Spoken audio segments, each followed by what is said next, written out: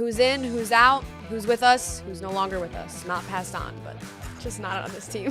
When this rolled in the 5 o'clock hour, I felt like this was one of, if not the most exciting parts of the entire day. Me making my case why Tyler McGill has got to go. Take a shot every time Ashley says Tyler McGill. You'll be wasted. You will be wasted. She was Lisa from Long Island. She worked at the bagel store, which if you're from Long Island, you know. Bagel store. Lisa from Long Island from the bagel store. Right. What do you want? You salt, pepper, ketchup. I'm working on my Long Island accent. I do really believe that your ex-husband is in the hills, but how much does the bagel cost? Because there's a line forming behind me. Actually never considered a suitor from Long Island since. So, I mean, Tanner Scott's good. I wanted Tanner Scott too, but not at that price. No. I'm left with a touch of what if and why not. This is Why Am I a Mets Fan? A podcast hosted by Samantha Croston and Ashley Wenskoski.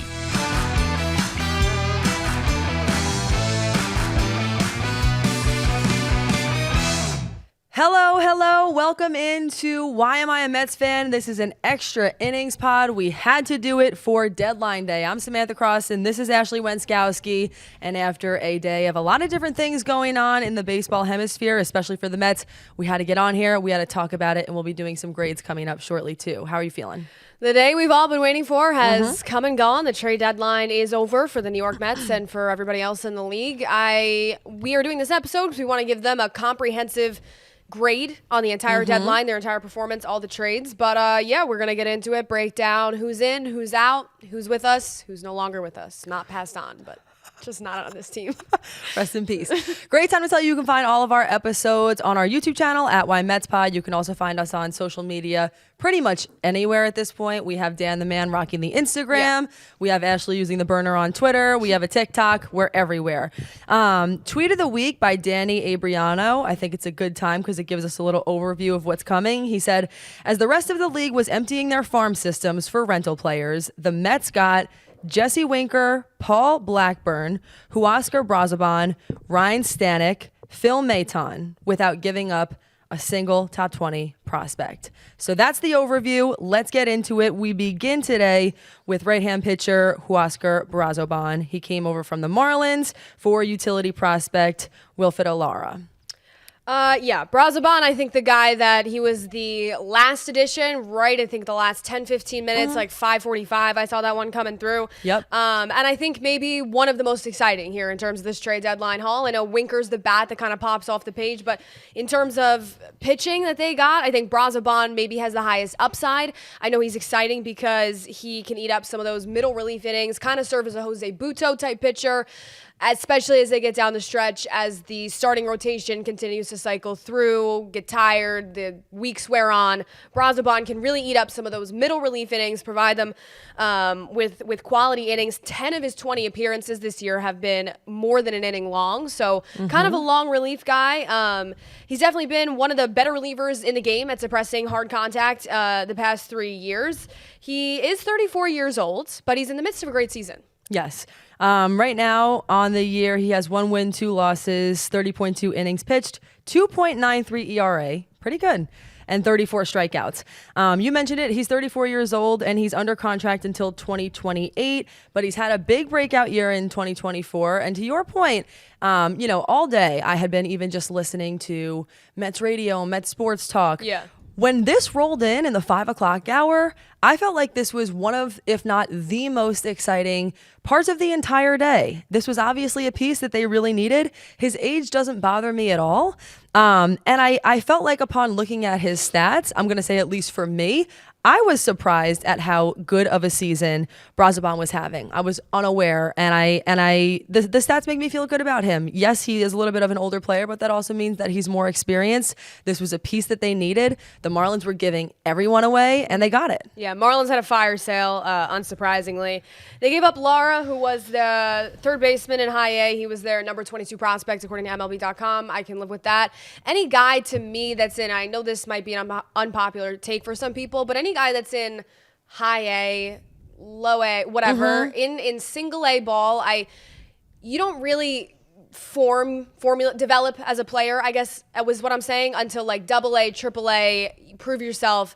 So anybody that's in high A, unless it's like the first round draft pick, I'm less attached to. I think they are what they say. It's a prospect. You know what I mean? They haven't proven anything yet. So Brazoban's exciting for sure and definitely fills a hole that they needed. And if he can be anything close to Jose Butto, I'm happy with it. Not to mention, and this is obviously a theme we'll get into, but I will say across all of these new players who will be joining the Mets for the rest of the year and beyond, for some of them at least, I will say that I felt that a running theme as far as David Stearns and what he's done here is I really felt he came out net positive on most of these trades. Some of them felt even to me, but there wasn't anything where I really felt like the Mets got screwed. And that is a credit to him. David Stearns bought, but he bought cheap. He didn't overpay for anything.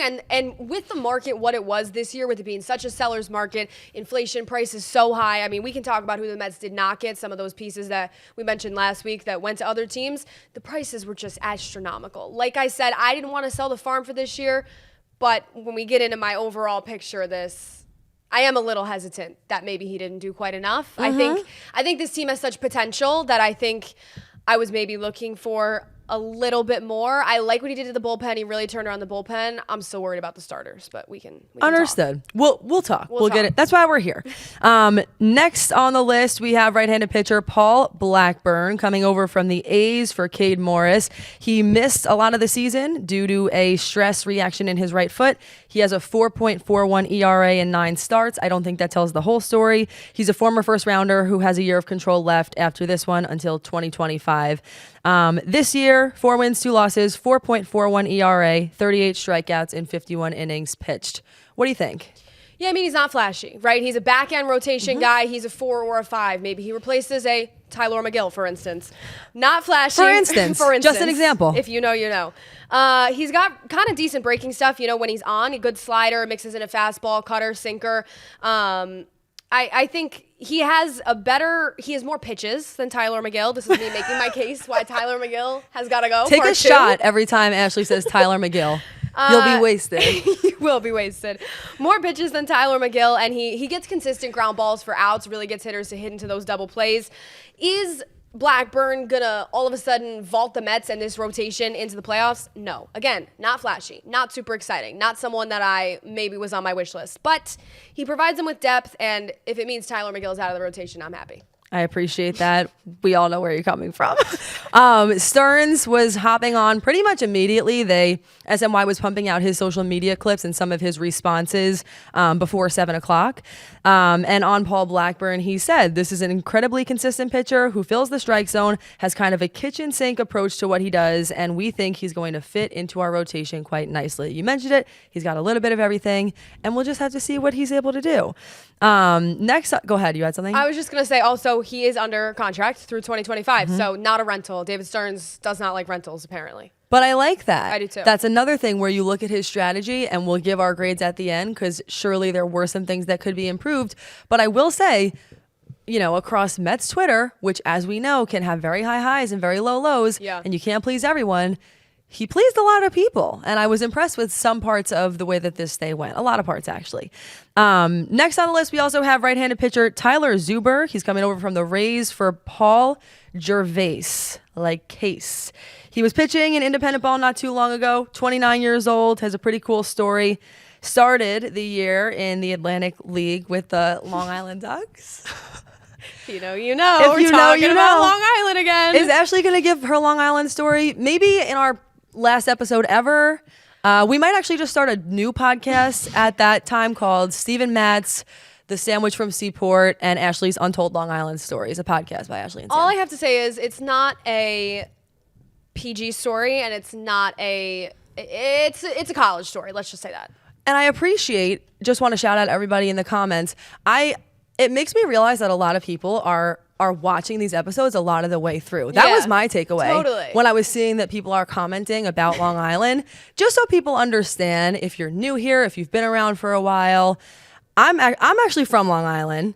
Ashley is from New Jersey originally, grew up, went to high school, all that outside of Philadelphia in PA. So Jersey, Philly, whatever. That's why I always struggle to say where you're from. Yeah. But just so everybody just very quickly understands, I feel like in case this story ever gets brought up, and this is a Long Island boy in the story, you have to kind of understand what a Long Island person is. A demon. I'll tell you what a Long Island girl is very quickly, then we'll get back to baseball. Okay. Went back to Long Island, a week or so ago. And I met this woman who might have come up with the name Long Island. I mean, she was Lisa from Long Island. She worked at the bagel store, which if you're from Long Island, you know. Bagel store. Lisa from Long Island from the bagel store. Right. Which, as you know, bagel store, big part of Long Island, right? You go up to the counter, and obviously you have your whole made-to-order situation, which is a New Jersey thing too. She's like, "What do you want? You salt, pepper, ketchup." I'm working on my Long Island accent now, and within 45 seconds of being up there, okay? Like literally the first question is, what do you want on your bagel? 45 seconds in, this woman is saying to me, my ex-husband, he got into a lot of arguments with my father and my brother. And let me tell you, one day, my father and my brother went up there and talked to him. I never saw him again. He's up there somewhere in the hills. I believe her. The hills of where? Who knows? But when she said she never saw him again, I actually think that dude might be dead. She never saw her husband again? It was her ex-husband. Oh, they were already ex. I got They it. were already broken up. Okay. Mind you, okay, the line's forming behind me. We're in a bagel store. There's a town like 3 towns over from me called Brookhaven. She's referring to it as Crookhaven because there's a crooked nursing home there. So then she goes, oh, and by the way, my father, a few years later, took him to Crookhaven. A week later, he came out in a body bag. I'm like, Lisa. You're trying to get a bagel. Lisa, rest in peace to your father.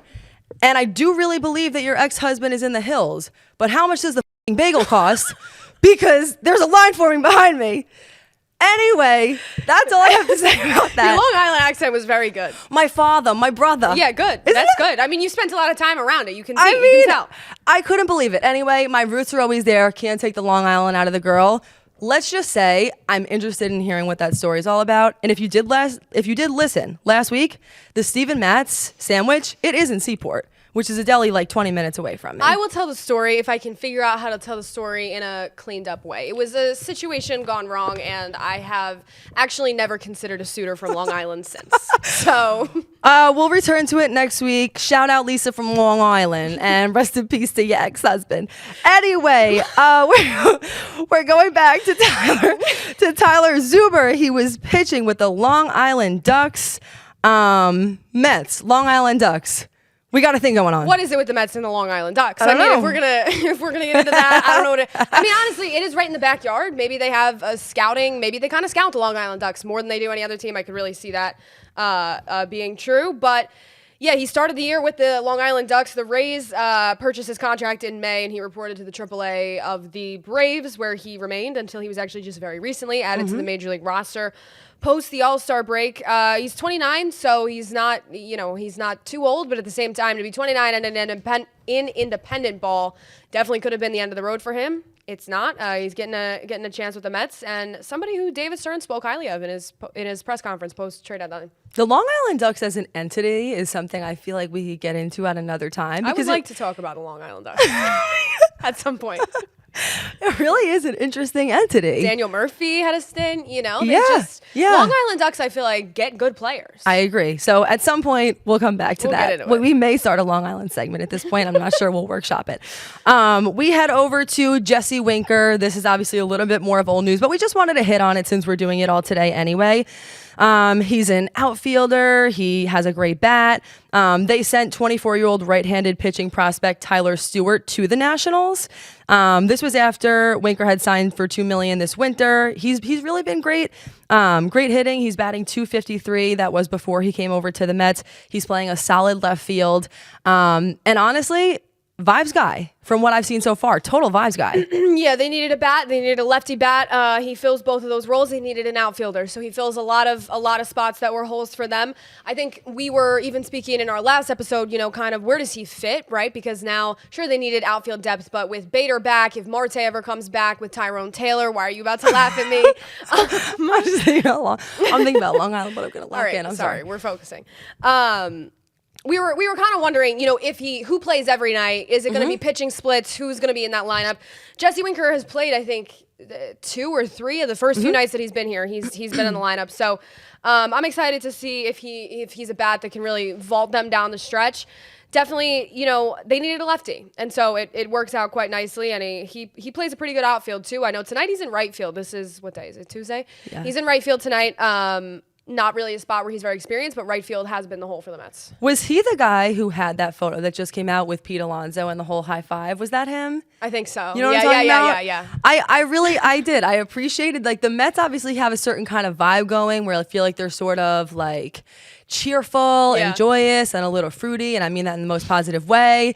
Like, I felt like Winker just met all of the vibes, all of the expectations, and more. So I'm excited to see what comes. We also have Ryne Stanek. He came over from the Mariners, and the Mariners received outfielder Rylan Thomas, which was the Mets' number 30th ranked prospect. Again, it goes along with that whole idea of, I believe, not really giving up a whole lot and getting some hopefully decent things back in return. I know he wasn't off to the greatest start, but he is 33 years old, and we thought that he would be pitching in high leverage situations. So we'll see what happens. Why are you laughing? Because he's a former first-round pick out of Arkansas. Don't even get me started on Arkansas. We may have a few. If you ever want a drafts episode, we may be returning back around. We'll workshop what the title is. Anyway. All right, let's get back on track. Ryne Stanek, bad start when he made his debut on Saturday, gave up a home run. So that was a little bit of a rude welcome to New York. But I think he, again, he's a super hard thrower, very passionate on the mound, has a 4-seam fastball, sits around 98, tops out around 101. So definitely a guy you can bring in, not even maybe in a closing situation if Edwin Diaz isn't available, but for a couple outs, for 1 inning to shut things down. I'm excited to see his potential, and Phil Maton as well.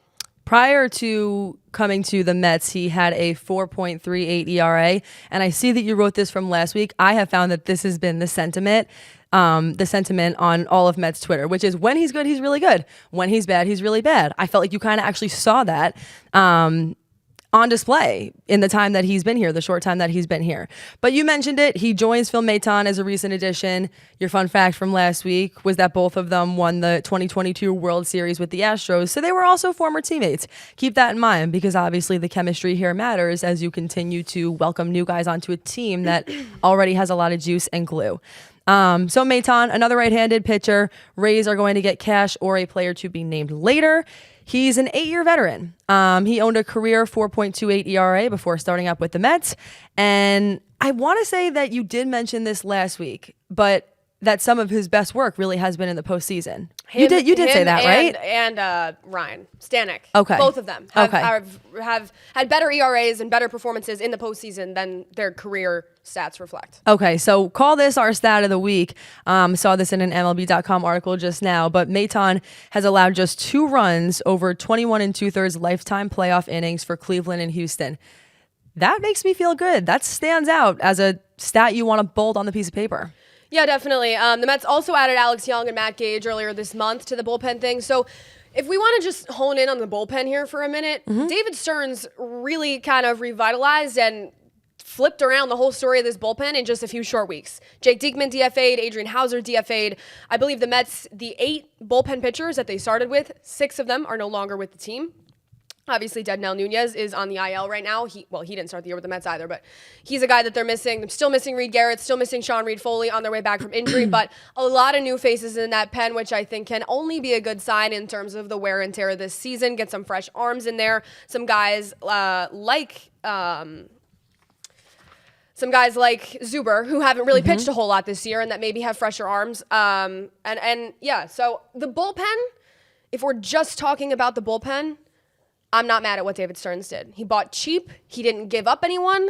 I don't like, in particular, with the rentals, and to sell the farm for a rental relief pitcher is not it in my eyes, and I'm glad he did not do that. The starting rotation, a little bit of a different story. And, he did kind of touch on both of those things. One thing I think that's good to note is that Jose Butto will remain in the bullpen. He mentioned that, saying what Jose provides to us is a little bit of this kind of Swiss Army knife style player. He can be lengthened out, he could be shortened up, and I think he provides Mendy and our roster construction as a whole with different options. He was also asked if his strategy had changed a little bit because of the Senga injury.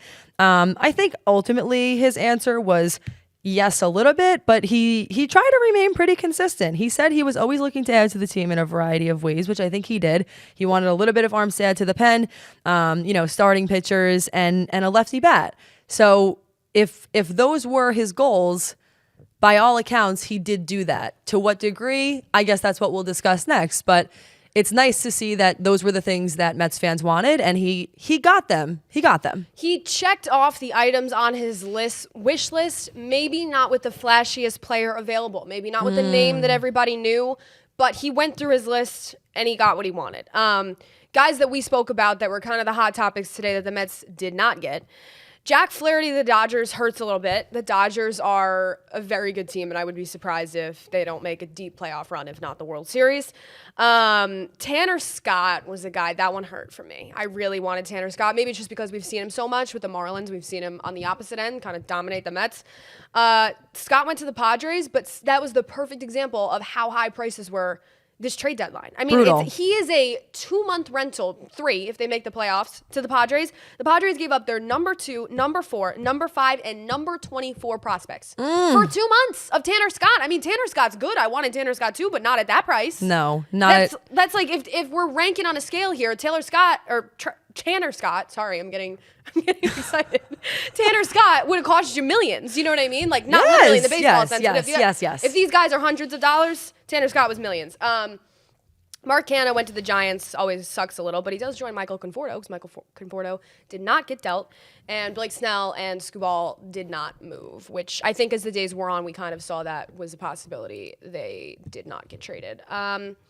I'm left with, and we can do our overall takes but I'm left with just an apprehension about the rotation. Blackburn's nice. He's a depth piece. Is he maybe one step above McGill and maybe a David Peterson? Yeah, but they didn't shore up that rotation maybe as much as I would have liked them to the point where I know they say Butto's going to stay in the bullpen now. I would prefer if he did because I think he's very valuable in that role. At the same time, if some things start going wrong in the rotation, would I be shocked to see Butto make a spot start here and there? No. The only other name that you hadn't mentioned for targets that the Mets did not get, it was another person who didn't move, but I don't know why. For me, I couldn't get my mind off of Garrett Crochet. I really felt like he would have been, to your point and the kind of names that you're talking about. I don't know. I was so impressed by his performance in the All-Star game and the way that he threw the ball that I was sort of hoping to see a Crochet style like player coming onto the team. And maybe we'll open that up as our question of the week just to anyone who is watching this. Was there anyone who the Mets didn't get who you just wish they would have? We're just kind of curious now that all is said and done. Obviously can't look back, but I'm just curious to see what everyone else thought. But yeah, listen, you mentioned it about the whole, there were definitely, brighter lights maybe he could have gotten or bigger names, but you also never know exactly how all these trades are going to play out. You don't know who's going to get hurt, who's going to overperform, who's going to underperform. And the way I view it is like, don't tell me you've never gone into a supermarket, right? You have all of your high-end, high-quality brands, but then you just go for a brand you never heard of or just a store brand, and all of a sudden you're like, this is just as good, if not better, than the stuff that I thought was the best all along. That's all I'm trying to say. Take it or leave it. I like that reasoning. So what's your grade? Let's get into grades. All right. So since you gave your opinion, you start. Yeah. Yep. I would say that I think my grade would have to be, I'm going to go with my gut and say B+. Okay. And the reason why I'm going to say B+ is because when it was all over, all said and done, the Mets gave up their 17th, 22nd, 25th, 30th ranked prospects, an unranked prospect, and some cash. In return, they got starting pitchers, relief pitchers, and a bat. It's everything that Mets fans said they wanted. Whether or not these players prove up to their potential, play up to their potential, remains to be seen. So in a way, it's hard to give a grade. But all I can give a grade on is what the players and the organization and the fans asked for and what David Stearns delivered. He delivered all of the puzzle pieces that everybody asked for. And more than that, the reason why he didn't get some of these big fish, as we have previously discussed, is because the prices were way high. Yeah. And every time that you saw one of those pieces being added, all of Mets Twitter was like, well, who are we giving up? We all felt stingy. Yeah. And think about that when you think about this grade. Please leave in the comments what your grade would be. But to me, that's what I think about if you're going to go any lower than a B+, is the fact that you would have had to give up more to get more. I wasn't willing to do that. And I thought he had a very good balance of seeing the future and looking ahead and ensuring that that is safe and protected, while also, seeing that the Mets this year earned a chance at success. And I think he gave them the best chance to do that. So I'll go B+. Obviously, you would have liked just a little bit of a bigger punch, something to bring the grimace suit out on the podcast. Yeah. But it wasn't that kind of day. So I'll go B+. What's going on, Mets fans? Intern Dan here. And this deadline, a lot of people are looking over it and saying that David Stearns didn't do enough. But if you really look down at what the moves the Mets made, I feel like David Stearns did a really good job. Going down the list, the first one, Paul Blackburn from the Oakland A's, it doesn't really move the needle when it comes to a starting pitcher adding at the deadline. But one thing that a lot of people are not looking at is his ground ball rate. He has a 48% ground ball rate, which is really high and really works in the Mets' favor, especially when you have guys like Francisco Lindor, Jose Iglesias to make those plays in the infield. So that's a really good pickup that a lot of people just really are going over and not really thinking about. Now you look at the bullpen, MATON, STANEK, BRAZOBAN, really strong options. MATON and STANEK have that veteran pedigree. HUASCAR BRAZOBAN has control until 2029 and is very good analytically. So that's one that you're really happy to see if you're a Met fan. And then, Jesse Winker, Mets fans need to stop drinking the Kool-Aid, okay? It's not 2019 anymore. 14-year-old me loved Michael Conforto, but he was not the best option available. Jesse Winker is the perfect outfield replacement and is a perfect replacement for DJ Stewart, who, got DFA'd, thank goodness. Sometimes the best addition is by subtraction. Jake Diekman, God bless your soul. So I would say overall this deadline wasn't too bad for the Mets. I would give it a solid B. I'm curious to know what you guys have to say. Look, Stearns said every single one of our top prospects was asked about multiple times. Now, that makes me think. Every single top prospect was asked about multiple times. For who? For what? What was the possibilities there? Right. I'm left with, and I think that sums up how I feel right now. I'm left with a touch of what if and why not. I understand that the best prospect really they probably gave up was Cade Morris, maybe Stewart for Winker. And that's a win. I mean, more than anything, Stearns, like I've been saying this entire episode, provided a masterclass on how to buy on the cheap. But there's a but. There's always a but. There's always a but. I do think that this team has proven that they maybe were worth that one, how did you phrase it? Punch piece. Big fish, yeah. Big fish. I did not want them to sell the farm. I did not want them to I would have been very upset if I saw multiple names mentioned that were not mentioned. So I feel good about that. At the same time, if teams are asking about all of the top prospects, I don't know. I just can't help. That's just how I feel tonight. A little bit of a what if looking towards the next 2 months. Now I understand on the rotation that the playoff rotation, it shrinks, right? You really only need like 3 starters in the playoffs, maybe 4. Correct. Really 3. But that's I mean, they have like a top 3, right? They have like a Severino. They have if Senga comes back, if Scott comes back, but there's a lot of ifs with that rotation, and I don't really feel good about the lot of ifs, even if it shrinks to a 3-man in the playoffs. Regardless, it's a 5-man for the next 2 months, and regardless, the Mets still have to win games for the next 2 months, and they are by no means a guaranteed playoff team. I mean, you look at the NL wildcard standings, It's the Wild Wild West out there. It's the Wild West, separated by half games. I mean, not big gaps. I also think about how much a team that is in direct competition with the Mets for one of those spots, aka the San Diego Padres got a haul. That makes me a little nervous. Do I think the Mets are a better team than the Padres? Yeah.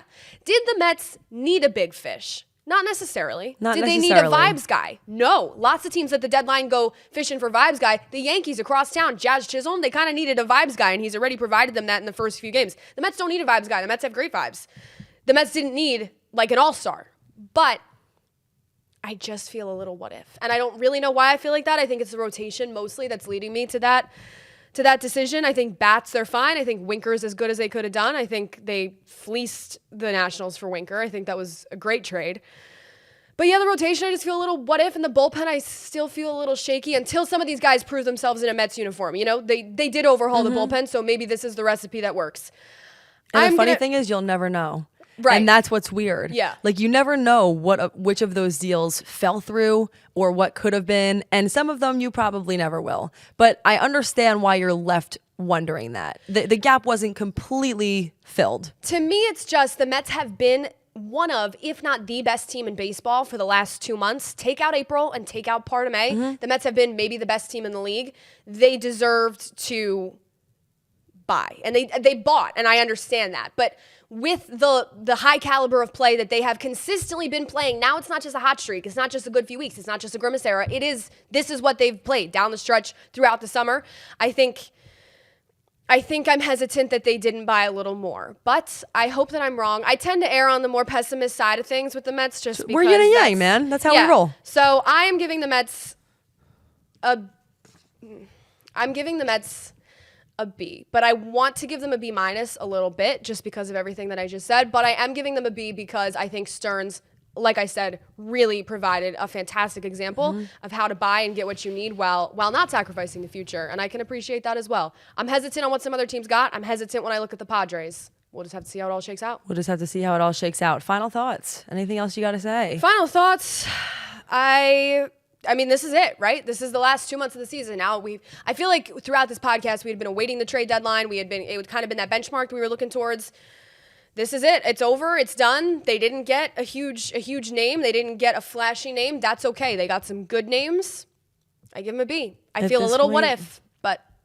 And honestly, I guess that would be my final thought is I feel a little bit like at what cost?